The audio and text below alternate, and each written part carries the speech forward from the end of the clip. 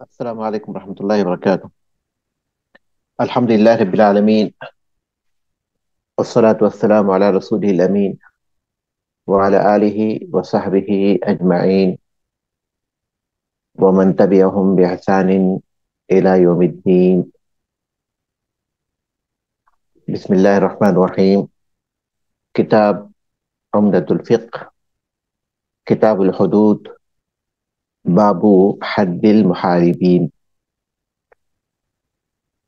آج جو سبق ہم کو پڑھنا ہے وہ ہے بابو حد المحاربین۔ اس سے پہلے حدود میں ہم لوگ مختلف جرائم کی جو شریعت میں حدود مقرر کی گئی ہیں، جو حدیں مقرر کی گئی ہیں، ان کا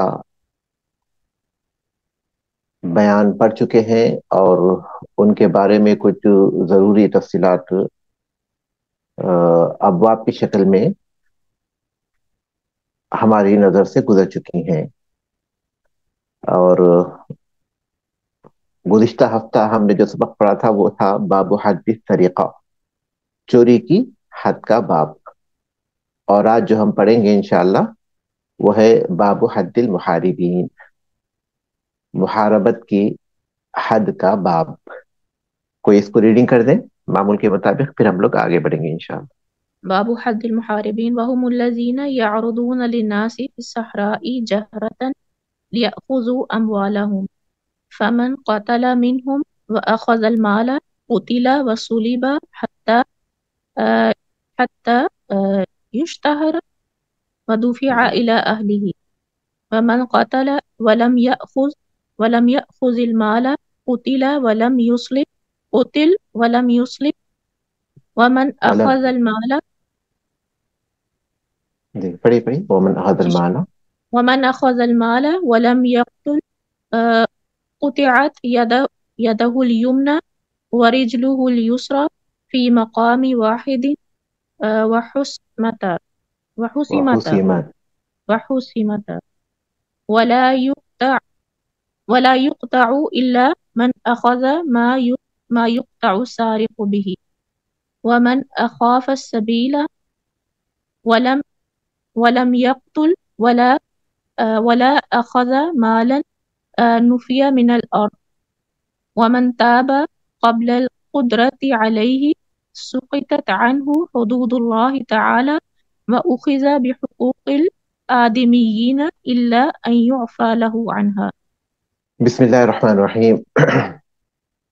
باب حد المحاربین وهم الذين يعرضون للناس في الصحراء جهرة ليأخذوا أموالهم۔ باب حد المحاربین، محاربین کی حد کا باب، محاربین کی حد کا باب۔ وهم الذین، اور محاربین سے مراد وہ لوگ ہیں، یعرضون الناس فی الصحراء، یعرضون للناس فی الصحراء، جو صحرا میں، بیابانوں میں لوگوں کے سامنے ظاہر ہوتے ہیں، یا صحرا میں لوگوں کے سامنے نمودار ہوتے ہیں، یا لوگوں کو روکتے ہیں۔ زیادہ بہتر ترجمہ یعرضون کا نمودار ہونا، جو صحرا میں آتے ہیں، اس طرح۔ وهم الذین یعرضون للناس فی الصحراء، جو صحرا اور بیابان میں لوگوں کے سامنے نمودار ہوتے ہیں، جہرتن، کھلے عام، لیأخذوا اموالہم، تاکہ ان کے مال لے لے، یعنی ان کے مال چھین لے۔ وہ لوگ جو صحرا اور بیابانوں میں لوگوں کے سامنے ظاہر ہوتے ہیں تاکہ ان کے مال لے لیں۔ فمن قتل منهم واخذ المال قتل وصلب حتى يشتهر ودفع الى اهله، ان میں سے جو قتل کرے اور مال لے لے اسے قتل کیا جائے گا، اور سولی پر لٹکایا جائے گا، یہاں تک کہ اسے شہرت حاصل ہو جائے، یہاں تک کہ اس کا معاملہ مشہور ہو جائے، اور پھر اس کے گھر والوں کے حوالے کیا جائے گا۔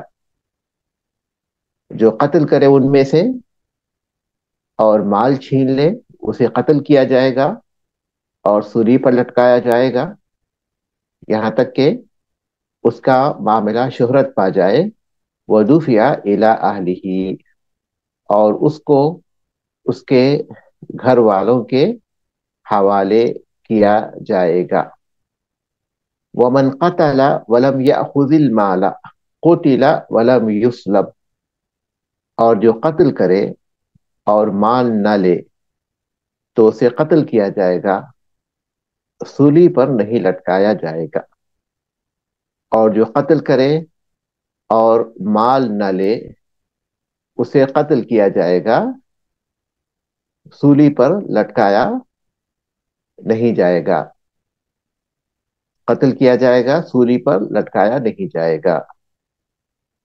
وَمَنْ أَخَذَ الْمَالَ وَلَمْ يَقْتُلْ قُطِعَتْ يَدُهُ الْيُمْنَى وَرِجْلُهُ الْيُسْرَى فِي مَقَامٍ وَاحِدٍ وَحُسِمَتَا، اور جو مال لے لیکن قتل نہ کرے، اور جو مال لے اور قتل نہ کرے، قُطِعَتْ يَدُهُ الْيُمْنَى وَرِجْلُهُ الْيُسْرَى، تو اس کا داہنا ہاتھ اور بایاں پیر کاٹا جائے گا، فی مقام واحد، ایک ہی مقام پر، وحسمتا، اور خون کو روک دیا جائے گا، ہاتھ اور پیر کے خون کو روک دیا جائے گا۔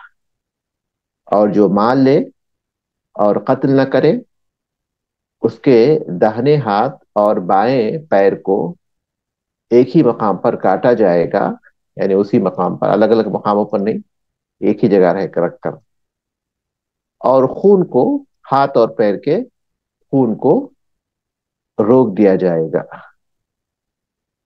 وَلَا يُقْطَعُ إِلَّا مَنْ أَخَذَ مَا يُقْطَعُ السَّارِقُ بِهِ، اور کاٹا نہیں جائے گا مگر اسی شخص کو جو اتنا مال لے جس کی بنیاد پر یا جس کی وجہ سے چوری کرنے والے کو کاٹا جاتا ہے، اور کاٹا نہیں جائے گا مگر اسی شخص کو جو اتنا مال لے، یعنی نصاب کے مطابق، چوری کا جو نصاب ہے، جو اتنا مال لے جس کی وجہ سے چوری کرنے والے کو کاٹا جاتا ہے۔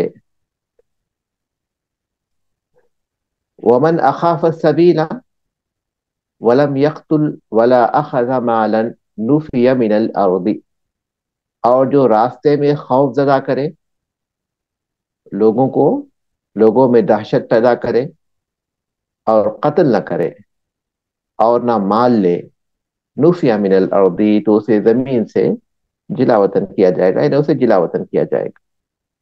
وَمَنْ أَخَافَ السَّبِيلَ وَلَمْ يَقْتُلْ، اور جو لوگوں کو خوف زدہ کرے اور قتل نہ کرے، وَلَا أَخَذَ مَالًا، اور نہ مال لے، نُفِيَ مِنَ الْأَرْضِ، تو اسے جلا وطن کیا جائے گا۔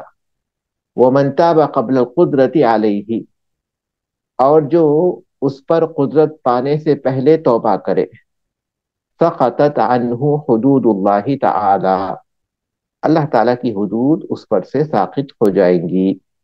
وَأُخِذَ بِحُقُوقِ الْآدَمِيِّينَ، اور آدمیوں کے حقوق اس سے لیے جائیں گے، إِلَّا أَنْ يُعْفَى لَهُ عَنْهَا، سوائے اس کے کہ ان حقوق سے اسے معاف کر دیا جائے۔ وَمَنْ تَابَ قَبْلَ الْقُدْرَةِ عَلَيْهِ، اور جو اس پر قابو پانے سے پہلے توبہ کرے، سقطت عنہ حدود اللہ تعالی، اللہ تعالیٰ کی حدود اس سے ساقط ہو جائیں گی۔ وَأُخِذَ بِحُقُوقِ الْآدَمِيِّينَ، اور آدمیوں کے حقوق اس سے لیے جائیں گے، إِلَّا أَنْ يُعْفَى لَهُ عَنْهَا، سوائے اس کے کہ اس سے اس کو معاف کر دیا جائے، یعنی جن کا حق ہے وہ لوگ اسے معاف کر دیں۔ محاربت کا باب ہے، اور حاربہ یحاربو سے ہے، محاربہ یہ حاربہ یحاربو سے ہے، حرب جو جنگ کہتے ہیں اسی معنی میں ہے یہ، جنگ ہی کے معنی میں ہے۔ حاربہ یحاربو سے یہ مصدر ہے، حرب جو کہ جنگ کے معنی میں استعمال ہوتا ہے۔ یہ لفظ قتل کے معنی میں بھی آتا ہے، گناہ کے معنی میں بھی آتا ہے۔ اور یہاں اس سے مراد کیا ہے، مؤلف رحمۃ اللہ علیہ نے شروع ہی میں اس کی وضاحت کر دی ہے، اس کی تعریف کی صورت میں۔ یہ بہت بڑا جرم ہے اور اس کی سزا بھی بہت سخت ہے، اور ان کی جو سزا ہے وہ ان کے جرم کے اعتبار سے ہے، جیسے ان کا جرم ہوتا ہے۔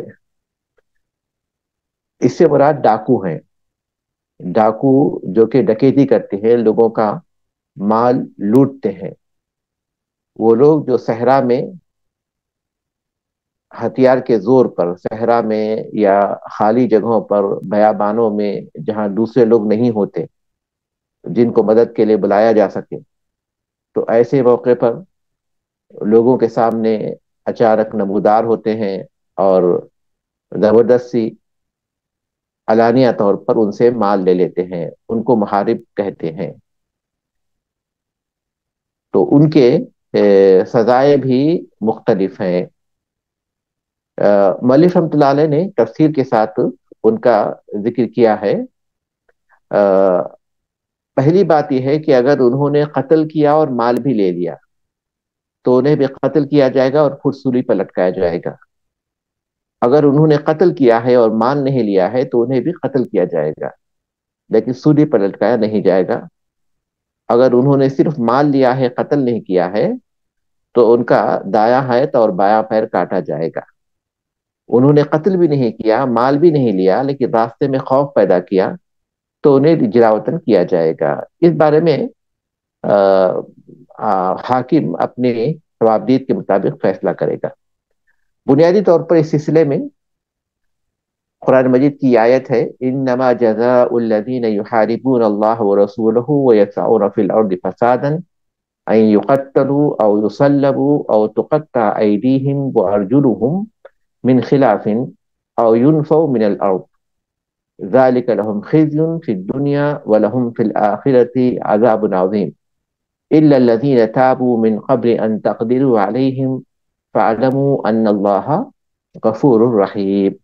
یہ سورۃ المائدہ کی آیت ہے، آیت نمبر 33 اور 34۔ جو اللہ تعالیٰ اور اس کے رسول سے لڑیں اور زمین میں فساد کرتے پھریں، ان کی سزا یہی ہے کہ وہ قتل کر دیے جائیں یا سولی پر چڑھا دیے جائیں یا مخالف جانب سے ان کے ہاتھ پاؤں کاٹ دیے جائے یا انہیں جلا وطن کر دیا جائے۔ یہ تو ہوئی ان کی دنیاوی ذلت اور خاری، اور آخرت میں ان کے لیے بڑا بھاری عذاب ہے۔ ہاں، جو لوگ اس سے پہلے توبہ کر لیں کہ تم ان پر قابو پا لو، انہیں قابو پانے سے پہلے توبہ کر لیں، تو یقین مانو کہ اللہ تعالیٰ بہت ہی بخشنے والا اور رحم فرمانے والا ہے۔ اور اس سلسلے میں دوسری جو بنیاد ہے وہ احادیث ہیں جو صحیح بخاری اور صحیح مسلم میں ہیں۔ ان میں سے یہ حدیث بھی ہے جو انس بن مالک رضی اللہ تعالیٰ سے مروی ہے کہ قبیلہ عرینا یا اکل کے کچھ لوگ اللہ کے رسول صلی اللہ علیہ وسلم کے پاس آئے اور انہوں نے اسلام قبول کیا۔ مدینے کی آب و ہوا ان کو راس نہیں آئی، بیمار ہو گئے، تو اللہ کے رسول صلی اللہ علیہ وسلم نے انہیں مدینے سے باہر جہاں صدقے کے اونٹ تھے جانے کا حکم دیا تاکہ وہاں وہ رہیں، ان کا دودھ اور پیشاب پئیں۔ بعض امراض کے لیے کہتے ہیں کہ اونٹ کا پیشاب مفید ہوتا ہے، چنانچہ انہوں نے ایسا ہی کیا اور صحت مند ہو گئے، لیکن اس کے بعد وہ مرتد ہو گئے اور انہوں نے اونٹوں کے چرواہوں کو قتل کر دیا اور اونٹ بھی وہاں سے ہانک کر لے گئے، یعنی قتل بھی کیا اور مال بھی لیا۔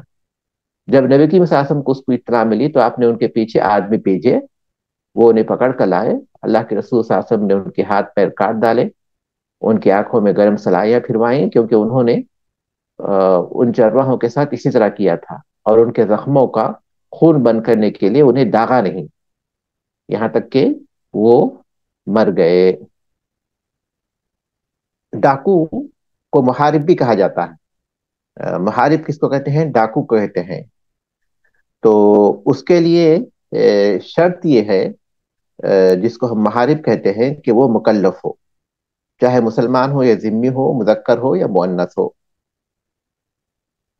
یہ پہلی شرط ہے. کسی کو ہم محارب کہتے ہیں جو باب حد المحاربین، محاربین کے حدود، حد کا باب ہم پڑھ رہے ہیں، تو ہم پہلے یہ دیکھ لیں گے کہ محارب کا اطلاق کس پر ہوتا ہے. کچھ شرطیں پائی جائیں تو اسے محارب کہیں. پہلی شرط یہ ہے کہ وہ مکلف ہو. دوسری شرط یہ ہے کہ اس نے جو مال لیا ہے وہ محترم ہو. محترم مال کون سا ہوتا ہے؟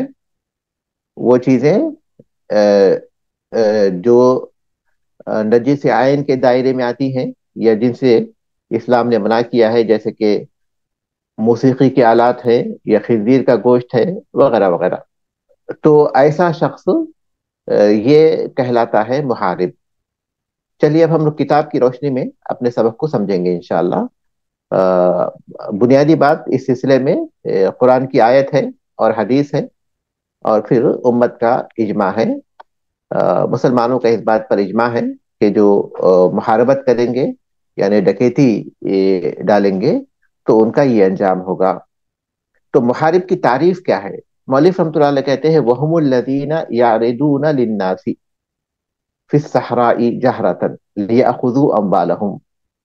وہ لوگ جو صحرا میں لوگوں پر حملہ آور ہوتے ہیں کھلم کھلا، لِيَأْخُذُوا أَمْوَالَهُم، تاکہ ان کے مالوں کو لے لیں. یہاں دو الفاظ پر غور کیجئے. صحرا، آبادی میں نہیں.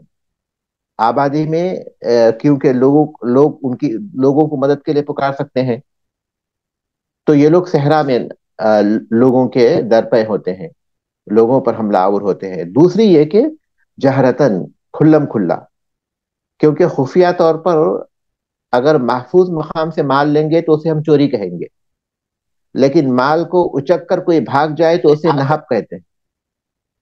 کوئی مال کو ہمارے ہاتھ سے اچک کر بھاگ جاتا ہے تو اسے نہب کہتے ہیں. لیکن یہ لوگ کھلم کھلا لیتے ہیں اور ان کے پاس جو ہے ہتھیار ہوتے ہیں. وہ لوگ جو کہ مال کو ہاتھ سے چھین کر یا پھر ہمارے سامنے سے لے کر بھاگ کھڑے ہوتے ہیں تو ان کو محارب نہیں کہتے، ان کو منہب کہتے ہیں. جو نہب کرتے ہیں، جو مال کو اچک لیتے ہیں، ان پر محاربت کا اطلاق نہیں ہوتا. محاربت کا اطلاق ان لوگوں پر ہوتا جن کے ساتھ جو ہے قوت و شوکت ہوتی ہے، ان کے ساتھ ہتھیار ہوتے ہیں یا ان کے ساتھ آدمی ہوتے ہیں، ان کے ساتھ چاقو وغیرہ ہوتے ہیں. اس کو محارب کہتے ہیں. وہ لوگ جو لوگوں پر حملہ آور ہوتے ہیں صحرا میں کھلم کھلا تاکہ ان کے مالوں کو لے لے، ان کو محارب کہتے ہیں. اس کے ساتھ منتہبین اور محاربین میں فرق کیجئے. پہلی بات تو یہ کہ چور کون ہے وہ آپ اچھی طرح جان چکے ہیں، جو محفوظ مقام سے مال کو لے لیتا ہے اس کو چور کہتے ہیں.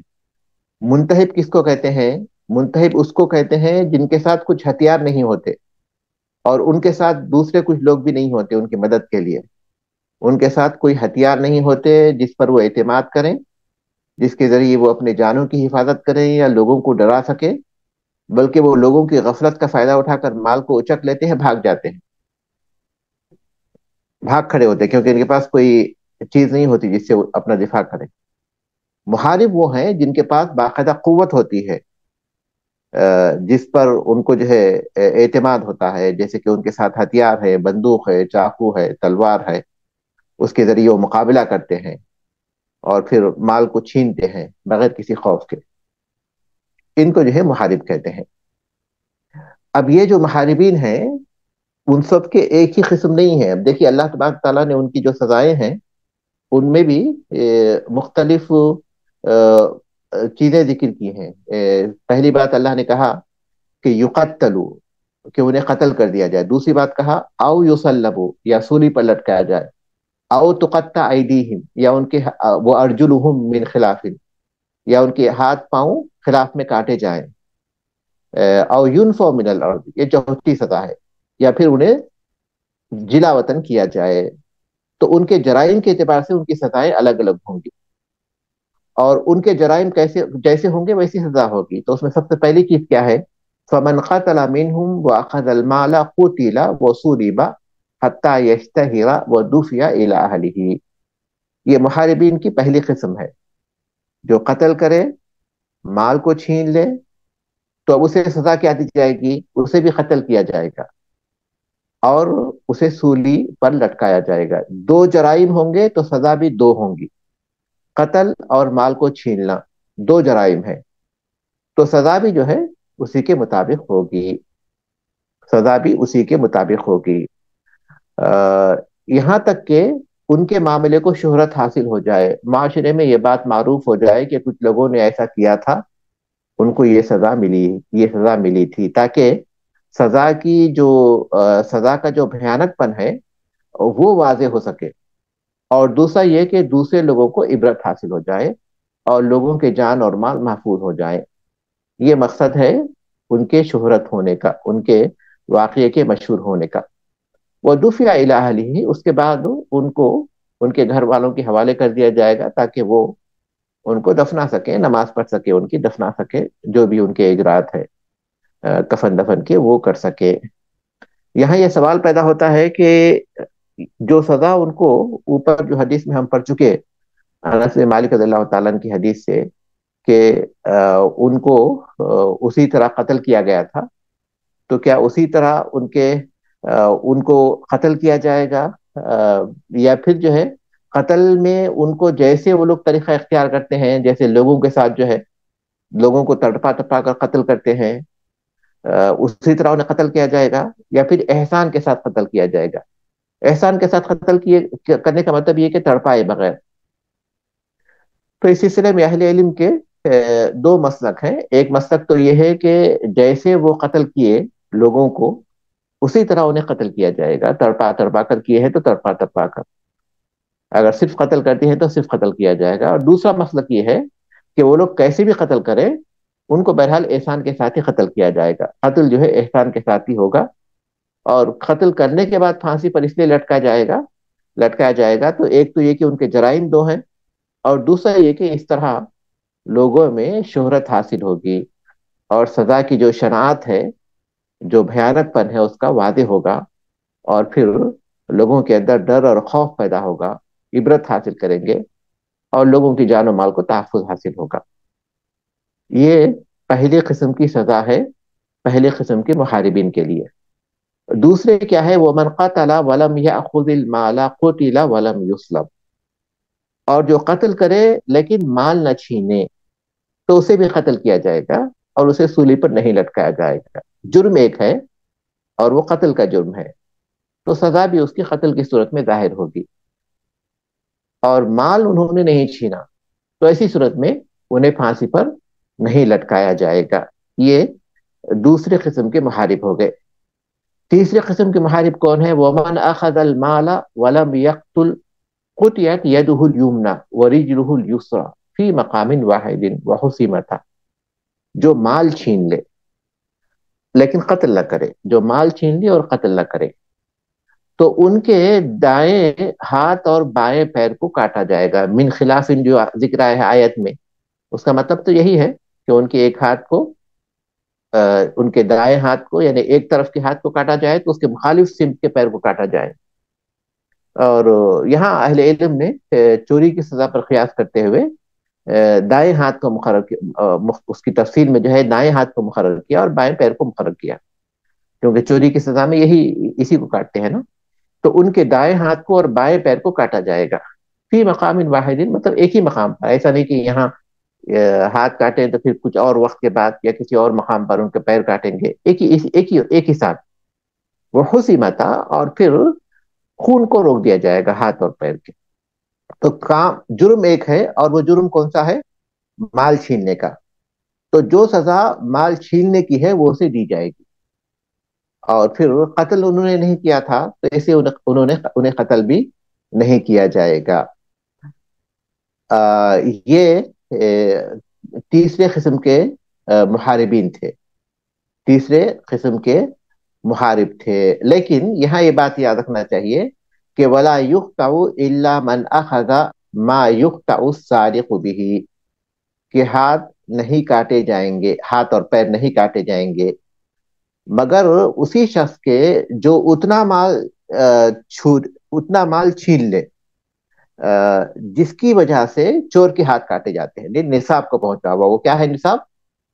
چوری کا نصاب کیا ہے جس میں ہاتھ کاٹے جاتے ہیں؟ ربع دینار، ایک چوتھائی دینار، یہ ہے نصاب۔ جی، کیا ہے نصاب؟ ربع دینار۔ ہاں، اور ربع دینار آج کے اعتبار سے اگر ہم سونے میں لیتے ہیں تو کتنے ہوتے ہیں؟ 3.5۔ 3.5 تو ایک دینار کے ہوتے ہیں، ربع دینار کے کتنے ہوتے ہیں؟ 3.5 یہ ایک دینار کے، ربع دینار کا ہم نے اندازہ مقرر کیا تھا ایک درہم، ایک گرام یا اس سے کچھ کم۔ 1 گرام، جی ٹھیک ہے۔ 1 گرام یا اس سے کم، یہ ربع دینار یعنی چوتھائی دینار کے برابر ہوتے ہیں۔ تو جو ایک چوتھائی دینار کا اتنا مال چھینے گا اسی کے ہاتھ پیر کاٹے جائیں گے۔